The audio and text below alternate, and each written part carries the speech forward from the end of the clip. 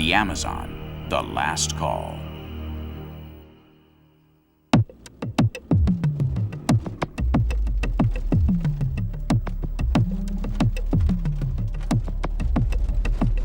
To understand the problem of deforestation in the Amazon a bit better, we allied ourselves with some of the people most responsible for it. A hidden camera travels among us to the center of this cruel business, which governments deny, and which, as you can see, spreads even further in broad daylight.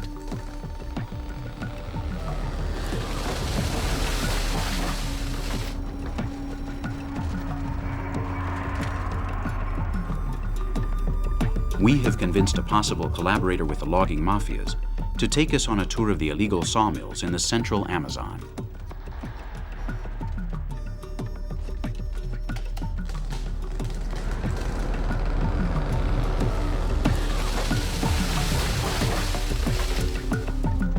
He's afraid just as we are. Here, they don't only chop down trees, they cut off heads.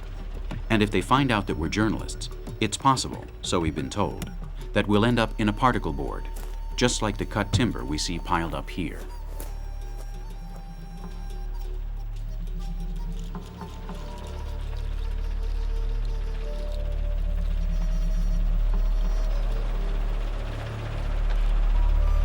We finally get the tip we've been looking for weeks. An illegal shipment of hundreds of Amazon trees arrived this morning at the port. We went there, praying we wouldn't be seen.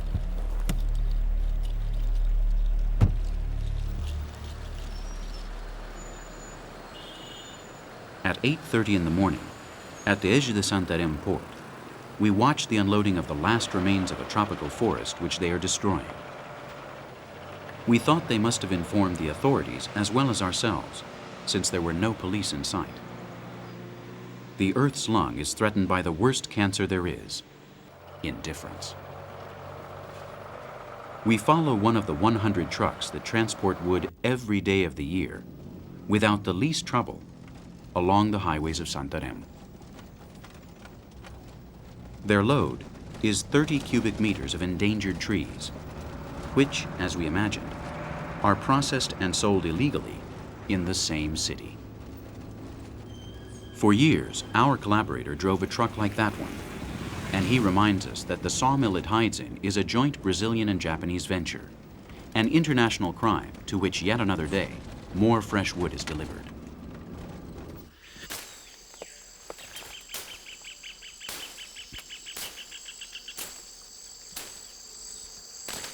A few days later, we find ourselves deep in the labyrinth of this business. It begins here in this virgin rainforest, a paradise about to be raped, which they call Pozo Blanco. This expert in fine hardwood trees is known as an explorer in the logging industry. He is someone who goes into the forest to select the best trees. He marks the victim with this large knife and guides the rest of the gang. His work is highly valued by the sawmill owners, who request specific species, which he has to discover in this impenetrable tangle.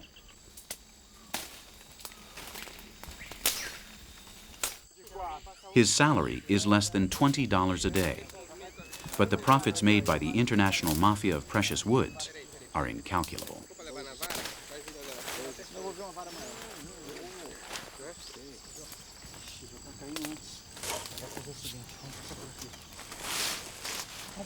We have infiltrated a work group that supplies one of the mafias that cuts the most wood and exports it outside the country. We've succeeded in the most important thing, that they forget the cameras watching them. Today, they are going to make a lot of money, and there's no police here either to prevent their assault on this defenseless forest.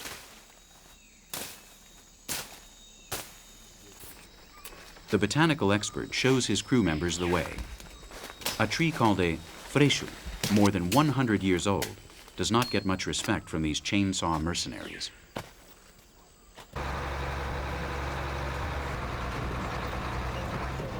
This truck has an intense life, as does the logger who drives it.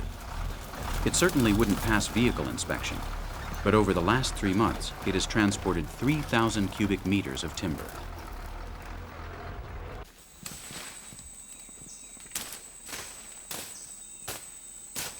Perfectly organized and under a hierarchy fit for an assault commando, they prepare to increase the annual figures of Amazonian deforestation. They have to work quickly. The roar of their machinery can be heard kilometers away, and while they go unpunished, they know the law and that they could end up in jail for today's environmental crime. That's life, and also easy death. 5 minutes to wipe out a living being that was born before their grandparents were.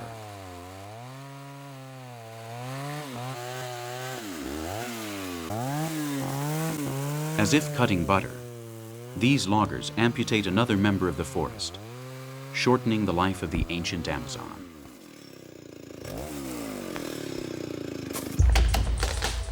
And then another.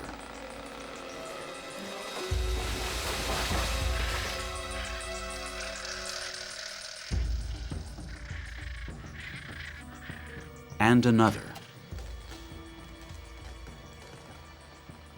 Not only those marked by the explorer, but also 20 other species for each tree brought down. The original rainforest is a mixed environment. Some trees depend on others to grow. They keep each other company, and this indiscriminate cutting has just inflicted irreparable damage on an area 50 square meters around the felled tree. Each day, these 10 people cut down 150 trees, and they know the chainsaw has multiplied their output. Before, with just an axe, they got an average of half a cubic meter of wood a day. Today, they get 17 cubic meters. The people who pay them increase the demand for this rhythm. Like every dirty business, this one is also based on an unbreakable pact of silence.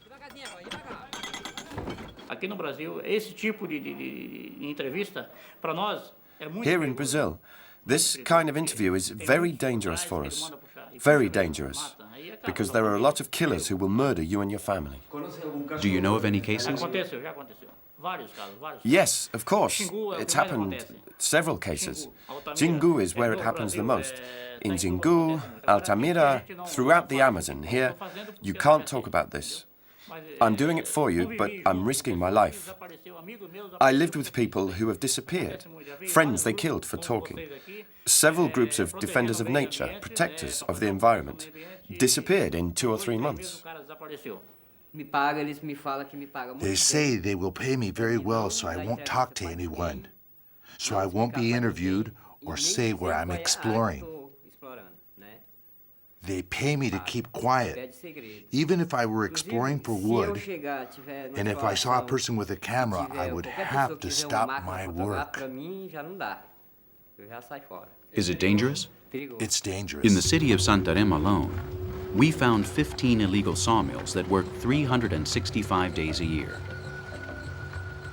Foreign capital from countries like Holland, Japan, Canada, France, and Malaysia plays a big role in them.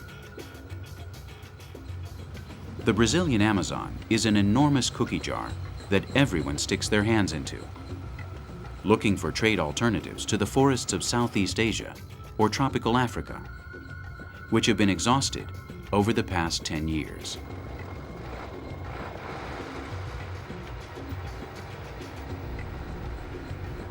The Brazilian government admits that in the states of Pará and Amazonas, companies from Asia have invested at least $80 million in the logging industry. These same official sources also admit that 80% of the timber that Brazil sells is cut illegally, with over 2/3 of it wasted and made into sawdust or unusable struts. And future generations will feel the effects of this waste of a natural resource.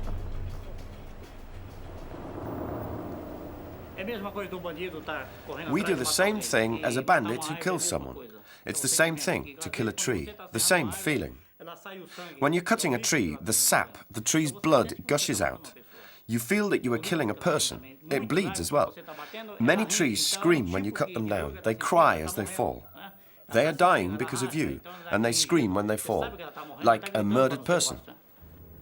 One Thursday at 7 in the evening, we visited Santarém port.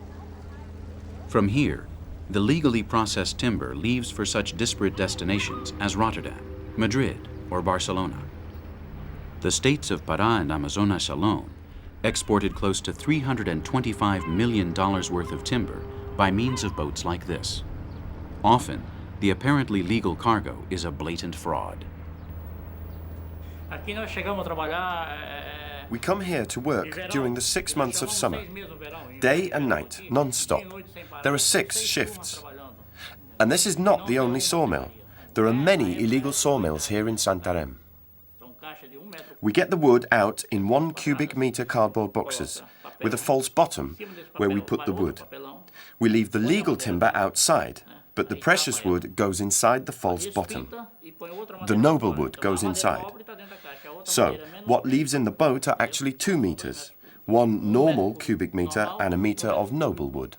64 species are most sought after for their precious wood: Ipe, Latoba, Sicupira, Jacaranda, Itauba, mahogany, all at the mercy of a voracious industry that has brought them to the verge of extinction.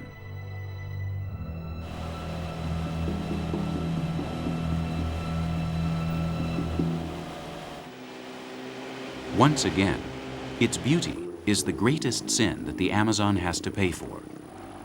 From its rivers, the trees were born, and now their skeletons float along them. Many of the 2,500 logging companies that work in the Amazon do so illegally, and only a few are caught red-handed. This is the case of one of them. They were transporting an illegal load of several hundred trees from the Javari River Valley one night when they were intercepted by the Brazilian Environmental Institute. The trees are already dead. They no longer make a forest. Imagine the enormous gap they must have left in the forest they came from. The extraction of this product was not authorized. No studies were made on the environmental impact, and for that reason, we stopped it. Right now, we're on top of several species, such as the Samauma, Ferrol, Samarambaúba, Copaiba. There are some of the species used by companies that make laminating and particle boards. Normally this wood goes out at a price of less than $11 from the riverside dealer to the buyer, and an average of $45 from this middleman to the industrialist. After the whole process, this wood will finally reach a price of $215 in the laminating industry.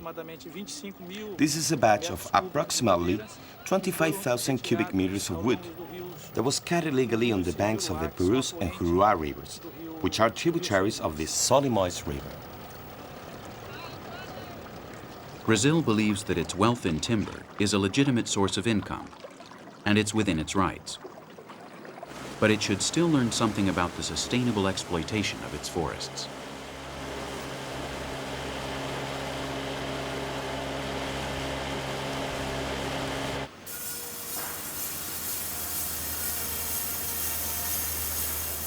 This is a good place to start, very close to Manaus, at the only company that a Greenpeace report calls exemplary from an ecological point of view.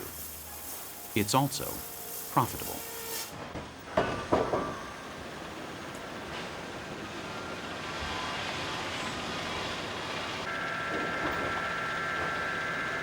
Of Swiss origin, the directors of this logging company, permanently established in Brazil since 1994, view the wood business as a whole.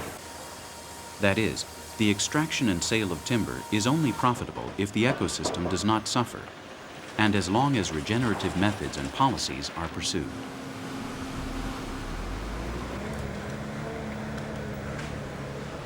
Usually, the Amazon forest is bought very cheap and ends up costing a lot. Incomprehensibly, around here, the tree is not what matters most. For the loggers, these living beings only have value once they are chopped down and piled up. Mil Madereira is a different kind of logging company, based on respect for the tree, its delicate nature, and the complicated natural processes that make it grow. A sustainable and scientific way of doing lasting business. A modern industry that struggles to open a path in the midst of the corrupt market of every man for himself.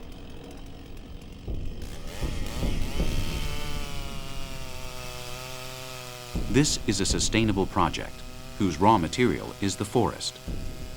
Here too the chainsaws roar, but for each felled tree, 3 new ones are planted.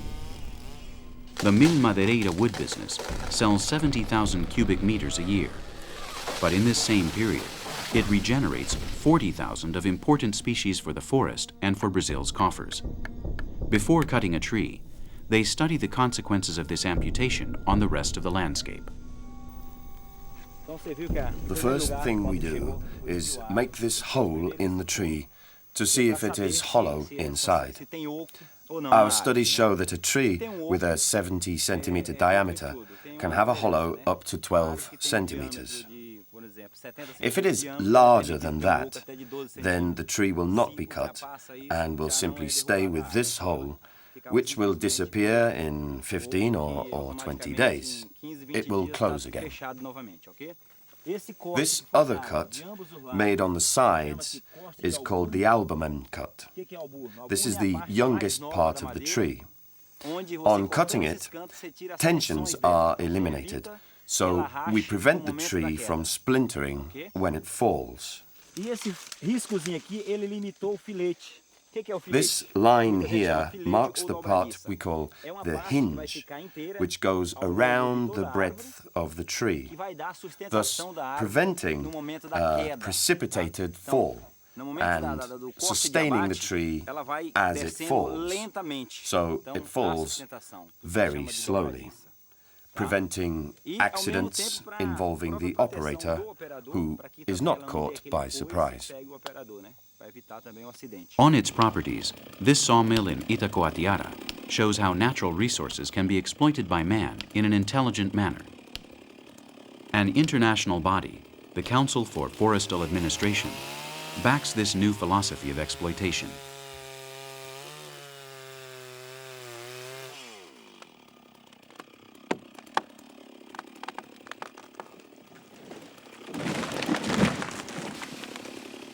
All of the wood traded here is certified by the FSC, and thus consumers know that the wood flooring or the furniture in their living room comes from an industry that respects the environment. The immense wealth of the Amazon is a scarce commodity, and it must be treated like that.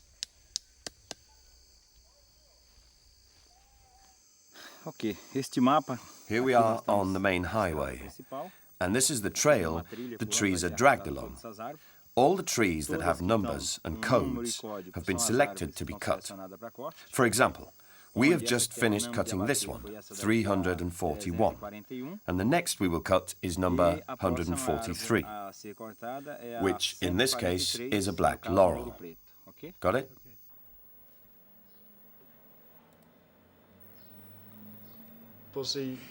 Here we work in a cycle of closed cutting.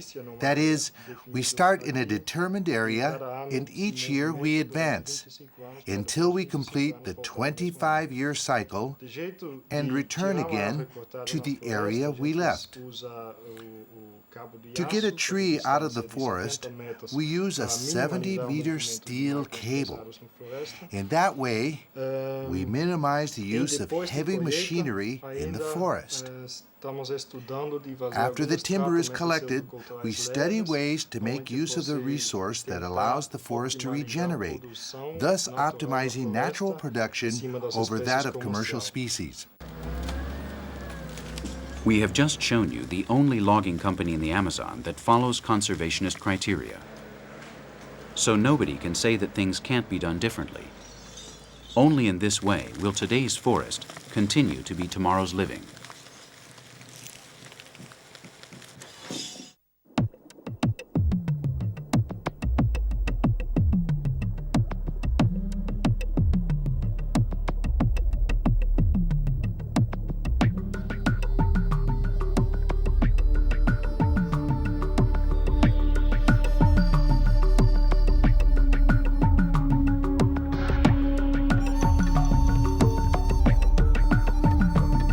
The pirarucu is the mahogany of the Amazon rivers, a living totem that can grow to 2.5 meters. 200 kilos of rich freshwater fish, also coveted by man, just like the wood.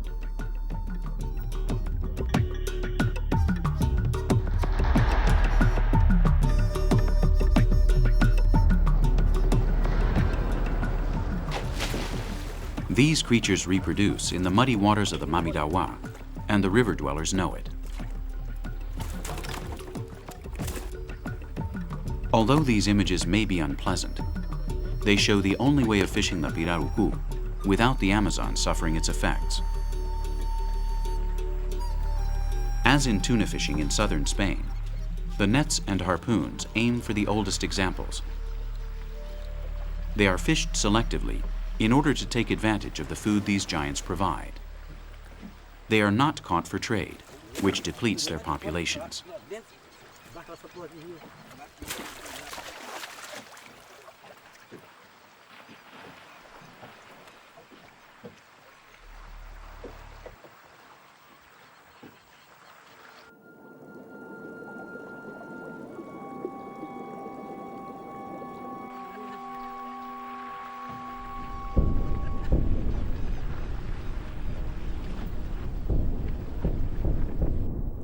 Like those who chased Moby Dick, the caboclo fishermen respect their silvery whale. Their lives depend on this fish, whose nervous system takes a while to give up. The pirarucu is a very long-lived fish. We know that one lived 23 years in captivity, and it's possible that such a long life may complicate the fishing for those who pursue it today, since many spears have scratched its back. The art of communal fishing is selective and legal. This king of the river, from whom several families will live, can only be fished during this season. While impressed by its bearing, we shouldn't forget that the Amazon rivers have still larger species, such as the piraiba. In 1978, in San Teremuno, fishermen caught one 4 meters long. For the European public, accustomed to carp, red mullet, and trout, these scenes may appear exaggerated. The pirarucu is the pig of the Amazon, and every part is used. Its strange name comes from 2 words in the local vocabulary: pira, fish, and urucu, a red fruit that it eats, along with other fish of all sizes. Look at the fillets, the river-made flesh. Kilos and kilos of fresh fish. Its quality has given it a deserved reputation as the Brazilian cod.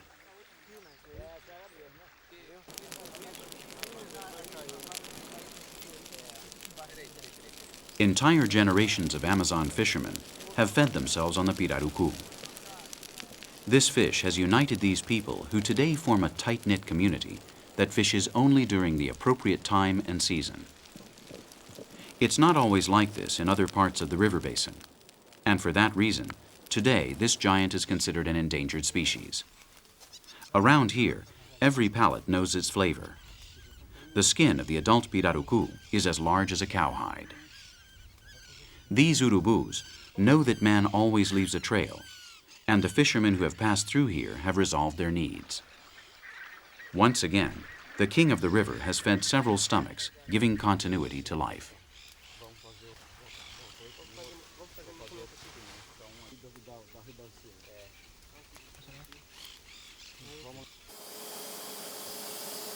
At this department of the National Institute for Amazonian Research, fish skin is also a source of income. Vultures find no remains here, and once the fish is cleaned, its skin feeds an incipient industry that seeks to take full advantage of the fishery wealth of this part of the world. Fish serves to make clothes and science, essential in the search for new uses of natural resources. Properly treated and dyed, this catfish skin will end up as shoes. From the bottom of the river to the soles of our feet.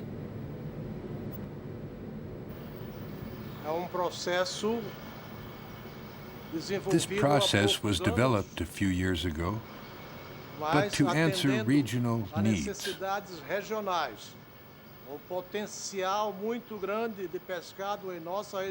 There is great potential for fishing in our region. We decided to redirect our work in the tanning industry. More than 30 years specialized in reptiles towards fish skin.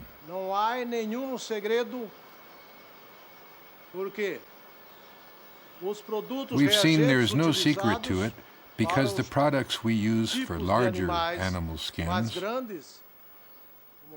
cow, buffalo, sheep, and goats, are the same.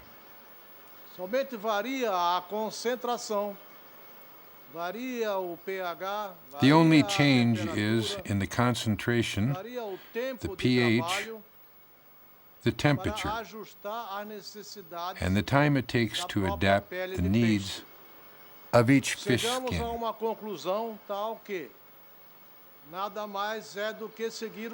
We reached the conclusion that it is best to follow the principles established thousands of years ago. First, there's the preservation, and after that, naturally, the soaking, and that is just recovering the water that the skin contained in its natural state. Once that is achieved, with the moisture returned to the skin, then we can begin the tanning process.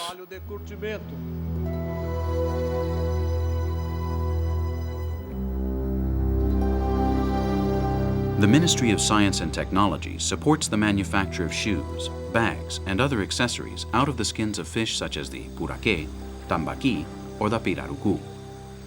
It is everyone's obligation to coordinate the hard work of these men with new means of wealth, so that the rivers become an inexhaustible source of well-being. The formula is always the same. Natural resources are renewable and limited. That's all.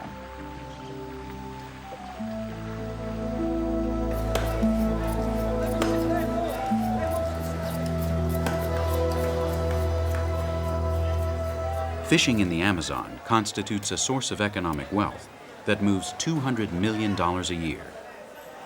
70,000 jobs depend directly on it. At the fish market in Manaus, everyone lives off the river.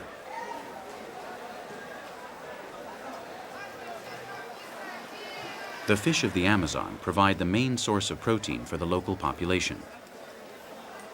The 20 million Brazilians who live in the Amazon consume an average of 190 grams a day, 7 times more than in Western countries such as Spain, which is nonetheless one of the larger fish consumers, although in that case they come from the sea.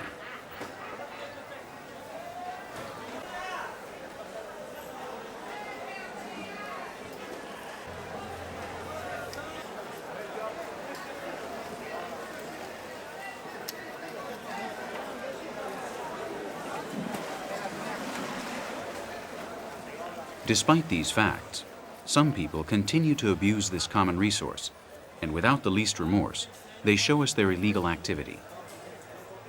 They are the little kings of this outlaw commodities market, where they trade in species they are not allowed to fish. It's forbidden by the federal government. If we fish a lot, there'll be no more. And that's why the IBAMA forbids its sale. Do you sell it fresh? Yes, of course, I sell. This salted, and this one over here is fresh. So, do you clean it immediately so the authorities don't see it? Yes, if it were discovered, IBAMA would report me and it would be taken away. Who comes to buy this kind of fish? People with a lot of money? Middle class and upper class people come to buy it. Although, now even poor people eat it because it's cheap. It's been fished a lot. Right now we're selling 3 kilos for $5.40. The price dropped way down. Well, there you have it. The authorities assured us that we would not find pirarucu on the market because their sale is prohibited in this season. But once again, our camera has caught another ecological crime.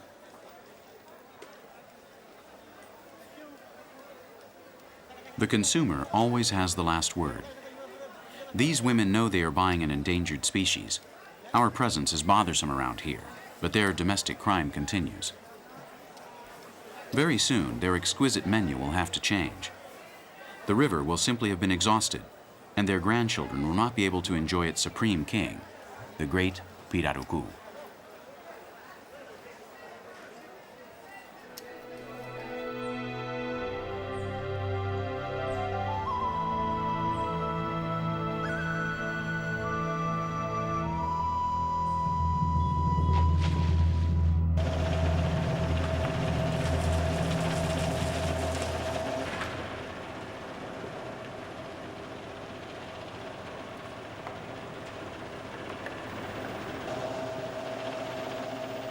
Man in the Amazon looks for El Dorado everywhere. Like Lope de Aguirre, these garimpeiros, or independent gold prospectors, have gone mad. They've got gold fever, and they risk their lives to find it. In this illegal mine in Poconé, they make a daily journey to the center of the earth. We are 40 meters deep in a treacherous vein that has already swallowed several men this summer.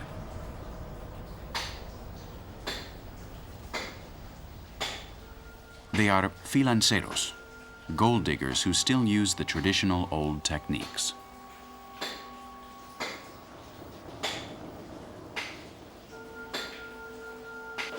Other mines like this in Brazil reach depths of 200 meters. The working conditions here are inhuman, but this vile metal is the engine that moves these people. A single nugget would solve their problems, but a single earth tremor would eliminate them forever. To search for gold here, in the earth's belly of water and rock, is a deadly task.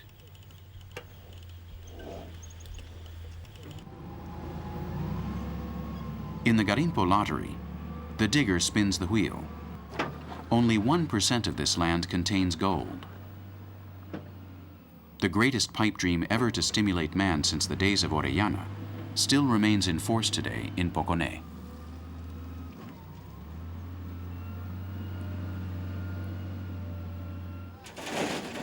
Throughout the Amazon, there are 2,000 garimpos like this one, in which 400,000 people still dream of climbing out of poverty, risking their health for a nugget that doesn't always come.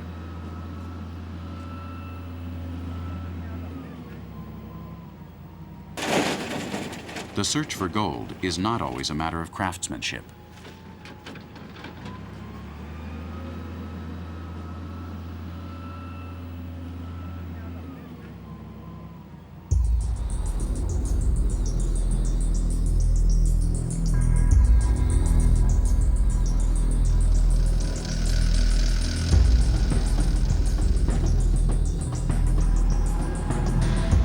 Industrialization has also arrived here.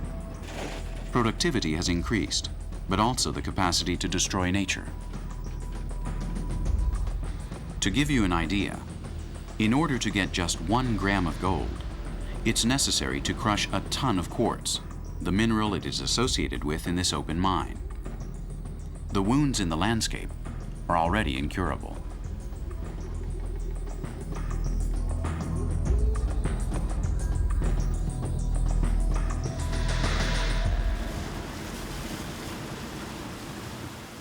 Gold is not easily seen. 50 people work in this mine day and night in order to get whatever might appear. Wetting with a pressure hose is the first step. These men have told us that this procedure does not stop, not even on Christmas or New Year's Day. Here, each shift, truckloads and truckloads of stripped earth containing gold dust are sent to the crusher.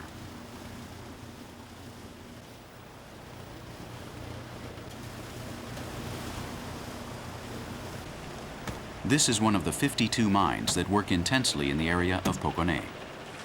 Its owner, Sergio de França, has invested well over $2 million to modernize it. And today, 5,000 tons of earth are processed and crushed a month in these mills.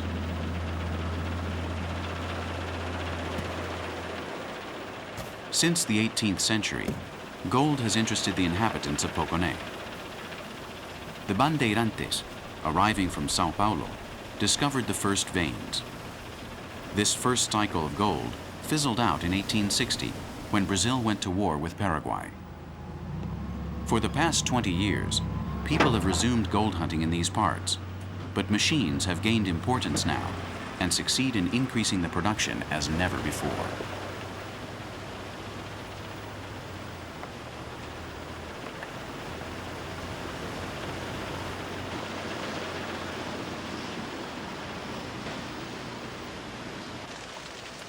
Today, each one of these garimpeiros, or prospectors, produces an average of 4 grams of gold a day. Before electricity or mines, their reward was exactly half that, 2 grams of Amazon gold for their pockets. In order to fix the gold dust that appears in many other metals, mercury is used. We have noted the massive use of Spanish mercury from Rio Tinto in these installations. In the process known as amalgamation, mercury is as important as the gold itself. And through these screens, 150 liters of poisonous discharge are dumped into the rivers each day.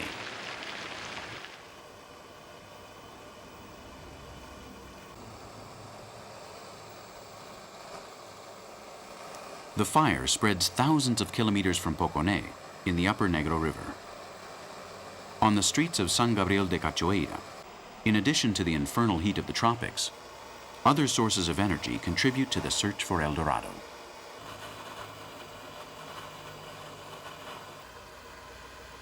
José Meneses was a garimpeiro, but now he has greater success as a jeweler.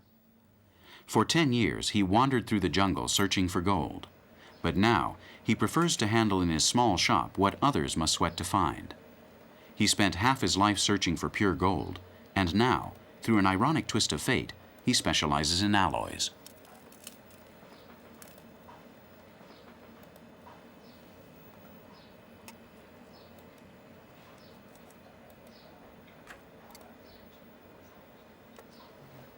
In order to obtain 750 karat gold, he mixes his desired powder with copper.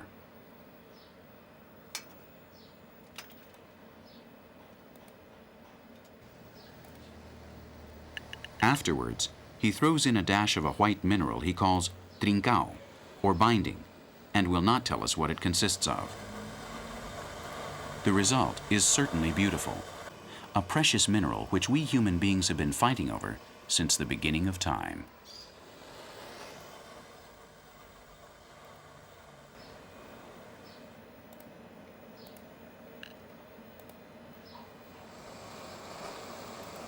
In the process of burning, Meneses breathes as much mercury fumes as his eyes see gold. What difference does it make? He has to live, day by day, as everyone does here, where health is not exactly the most important thing.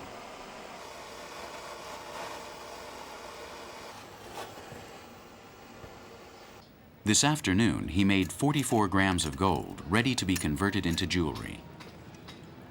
He has paid the garimpeiros about $270 for their production.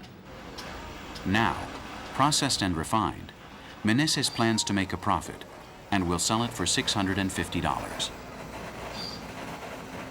This is a business plagued with middlemen and by downtime, since although this month is already taken care of, he never knows when he will have to wait at his door for a new cargo of virgin gold.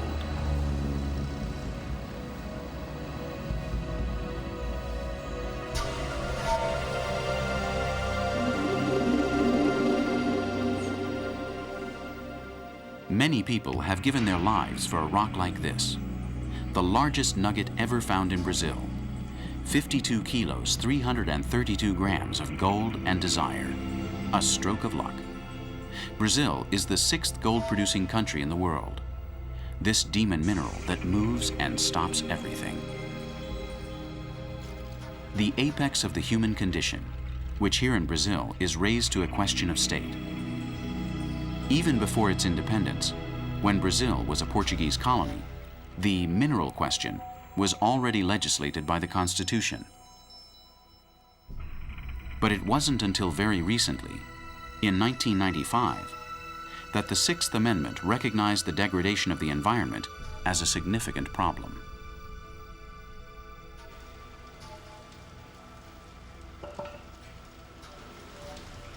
The Brazilian Constitution currently deals with the disasters caused by gold and dictates clear norms that are not always followed.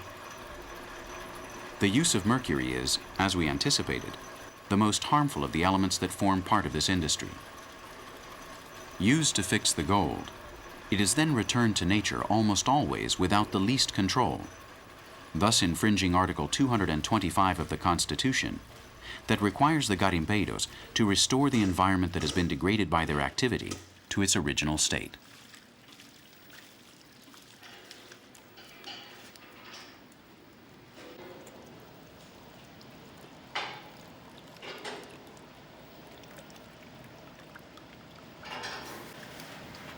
The efforts of dozens of heavy machines and their operators pass through the hands of this man. At the end of a long process, gold, like all precious things, is born on a human scale. Let's say that it's made by hand.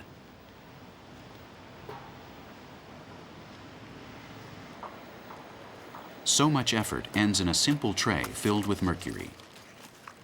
José works with the concentration of a neurosurgeon. If he misses a speck of gold dust, everyone's work will go to waste.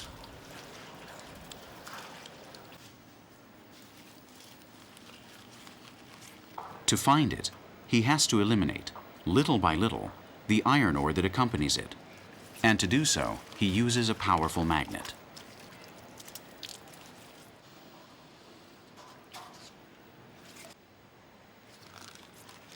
Gold is born surrounded by minerals, and it always lives like that. In 24 hours, 50 men have collected 1.2 kilograms of quicksilvered gold. That is gold mixed with mercury. Of that, only 480 grams will be valuable. You're looking at more than $5,400 worth of pure gold. At the Federal University of Mato Grosso, other values are analyzed. Professor Edinaldo de Castro has spent many years analyzing the activity of the garimpeira in strictly scientific terms. His studies are centered on calculating the concentrations of methyl mercury in the fish that millions of people end up consuming. The facts reflected in a recent report, for which he was the national coordinator and which brought together Brazilian, Swedish, and German universities, are chilling. Thousands of fish from the Pantanal and the Amazon rivers carry levels of up to 1,200 parts per billion in their flesh, when the acceptable average set by the World Health Organization is 500. Today we know that tons of mercury were dumped into the Amazon and that therefore this mercury is already in the environment. So our interest today is rather academic, as we try to figure out how this mercury is behaving in the Amazon environment. When man feeds on fish, especially the carnivorous species, the mercury already accumulated in the animal is transferred to the organism, enters the bloodstream, and affects the central nervous system. This has serious consequences, like the loss of reflexes and important organic dysfunctions, such as insomnia, irritability, nervousness, and an entire process of clinical symptoms that are harmful to human health.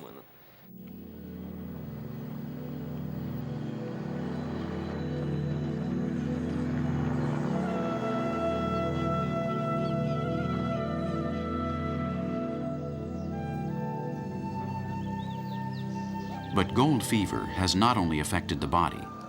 The morale of thousands of Brazilians has also been affected by its glitter. At the end of 1979, the richest vein was discovered between the cities of Marabá and Serra dos Carajás. Serra Pelada became the most famous place associated with gold, both inside and outside Brazil. Before then, it was a remote enclave, far from civilization, but gold turned it into the capital of fortune hunters.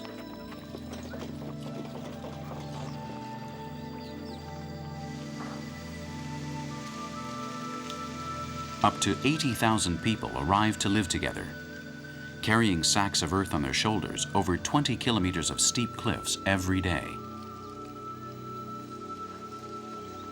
The salary agreed upon was 1.5 grams of gold, which they were paid each night.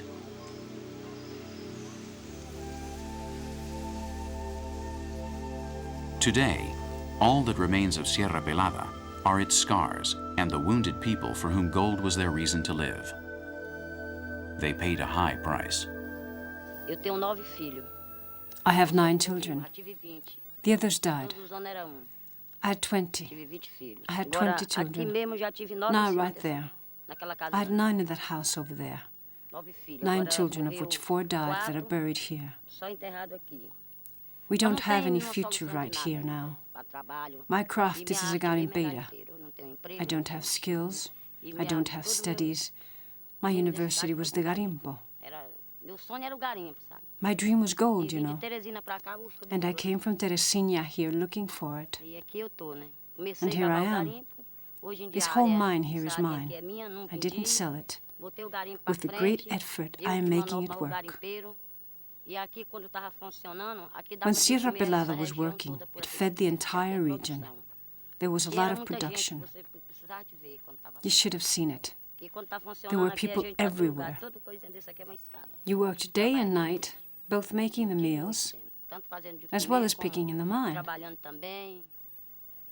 Today we aren't in any condition to work as we did before. The mine is still closed, but the hearts of the 20,000 garimpeiros who remain here still beat at a slow rate. Serra Pelada is the greatest concentration of shattered dreams that the human mind has conceived in our time. A pipe dream in its purest state, and for which many people lost their lives. We know that a handful of Spaniards also tried their luck in this inferno. Some made money, but nearly all left as they came, with nothing more than the shirts on their backs. I cannot swear it, but no more than 500 people died. No more died, because I saw all the accidents that happened here, and in total, it didn't exceed 1,000 dead. How can there be people saying that millions and millions died here? It is false. Nobody has that fact. That is only their propaganda about us, the garimpeiros. We are grateful to the society for all we are, because we are here in a dead end. We don't do anything here. We do nothing. Everything we used to do is forbidden. Even justice has not clearly established our situation. When they do so, everybody will know that we are right.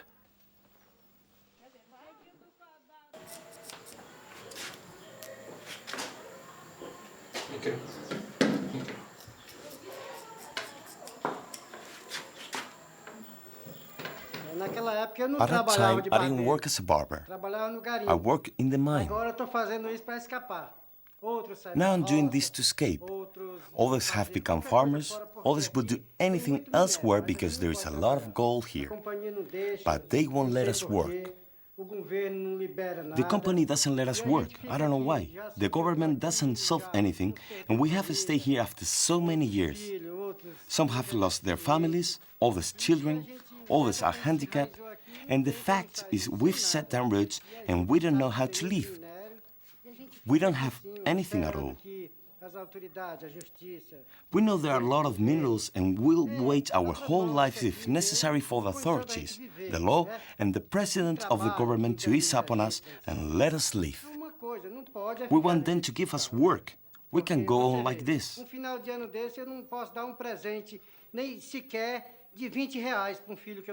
the end of the year, I can give my children any presents, not even $10. We wear slippers, t-shirts that the political parties give us. We are eager to work and we can't. I live here and I don't want to leave this. It's lost if I go.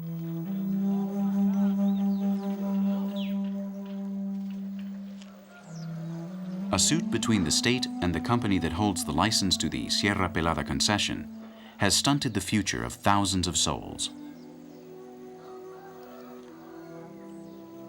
The garimpeiros have not given up. The search for El Dorado continues intact, and we are leaving here without having answered our main questions. Is so much destruction worth it? Aren't there other forms to interact with the Amazon? Sobrecoge llegar hasta aquí. It's frightening to be here on Serra Pelada, to step on this ground, which is not at all solid. Geology which looks as though it could support the weight of a person. But as we can see, it can't. It's all sand. Many people have died here, have lost their lives in search of gold. 2 square meters. That was what the garimpeiros worked on in graded patches here on Serra Pelada. We're finishing our chapter with a tribute, in this natural monument, to the world of mirages created by human greed and the stupid destruction of nature that inevitably leads to a dead end.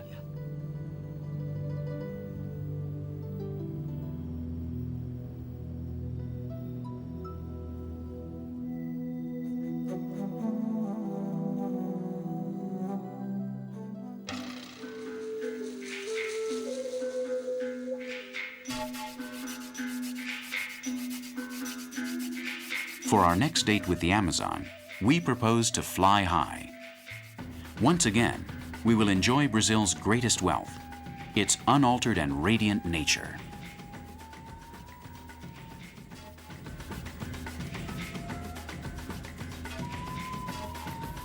We will travel with fascination through this country of birds and see forms and exotic colors that decorate the television screen with vital hopefulness.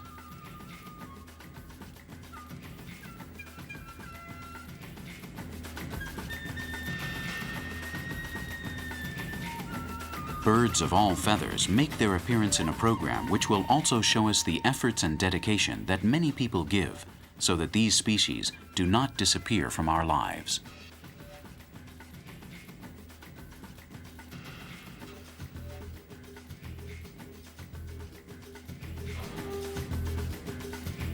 It will definitely be a beautiful and unknown journey which you shouldn't miss. As always, we'll be waiting for you here, in the Amazon, the last call.